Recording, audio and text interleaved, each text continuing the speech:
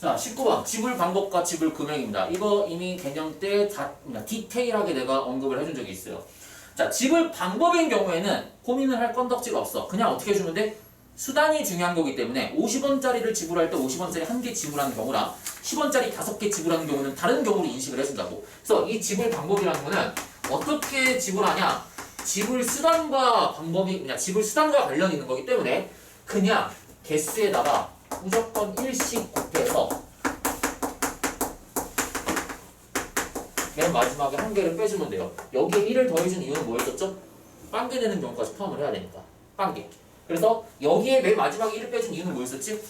특별한 말이 없다고 하더라도 영원인 경우는 지불하는 경우가 아니다라고 생각을 하는 거라고. 근데 이 출제자가 19번 문제 보면은 단 영원을 지불하는 경우는 제외한다. 20번 문제는 그 말이 써있는데 19번 문제는 그 말이 안 써져 있죠. 그럼에도 불구하고 우리는 일단은 영원인 경우 무조건 말이 있던 없던지 간에 항상 1개를 제거시켜주는 거야. 특별한 말이 없다고 하더라도 이렇게 문제를 풀어야 돼.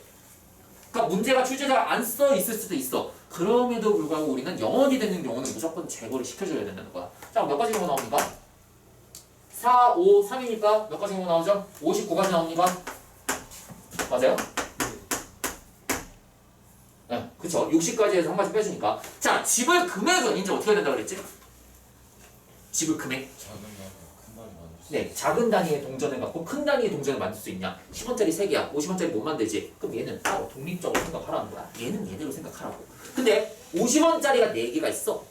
100원짜리 1개 만들 수 있지. 그러면 얘를 어떻게 하라고? 작은 단위의 동전으로 쪼개라고. 그럼 여기에서 100원짜리가 22개니까 200원이 있는 게 될 거고 200원은 50원짜리 4개가 있는 거랑 똑같은 거지. 그럼 전체 합산했을 때 우리는 50원짜리가 8개가 있다라고 생각을 하고 이제 문제를 푸는 거라고. 그럼 지불 금액이잖아. 얘를 쪼갤 수 없을 때는 그냥 이제 여기서부터 쪼개고 난 다음에 그냥 따로따로 지불 방법을 그대로 썼다 갖다 쓰면 된다고. 몇 가지 뭐 나왔습니까?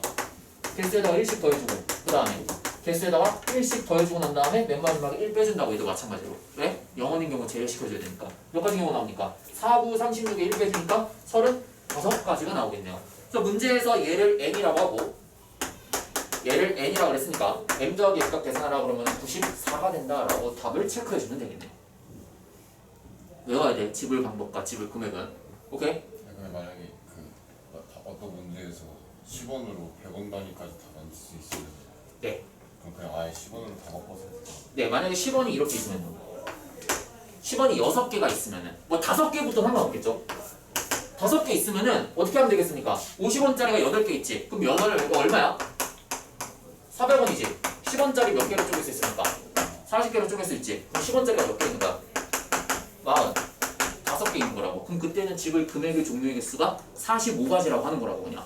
여기다 또 1 빼주면 안 돼. 45가지에다가. 왜? 10원짜리가 한 개부터 45가지가 있는 거니까. 10원, 20원, 30원, 40원, 50원, 60원부터 시작해갖고 450원까지 10원 단위로 순차적으로 다 만들어낼 수 있잖아. 그때는 그냥 45개 개수 자체가 지불 뭐가 되는 거야? 금액이 되는 거라고. 근데 얘처럼 지금 얘 2개만 쪼갤 수 있고 얘가 못 쪼개지는 경우에는 우리가 그냥 각각 따로따로 생각을 해준다고요. 됐습니까 여러분들? 20번 문제는 내가 안 해줘도 되겠죠? 20번 문제가 뭐겠습니까? 20번 문제가 바로 뭐냐면은 다 쪼갤 수 있는 거야 여기. 그러니까 지불 방법의 경우는 그냥 1씩 더해서 곱해주는 건 다 똑같아 뭐든지 간에. 근데 지불 금액은 작은 단위의 돈을 내가 합쳐갖고 큰 단위의 돈을 계속 만들 수 있는지 없는지 확인해봐. 그럼 거기 20번 문제 보면요.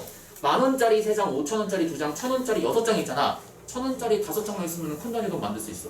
그 다음에 5천원짜리 지폐 2장 있지. 만원짜리 만들 수 있죠. 그럼 어떻게 하라는 거야? 만원짜리로 5천원짜리를 쪼개고 5천원짜리를 또 다 합쳐갖고 11,000원짜리를 쪼개서 1000원짜리가 합산으로 얼마 있는지만 우리가 구해주면은 그게 뭐가 된다는 거야? 지불 금액의 가지수랑 똑같다라는 거야.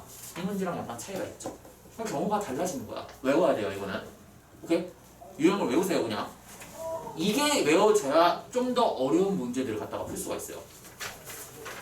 자, 21번으로 넘어가죠.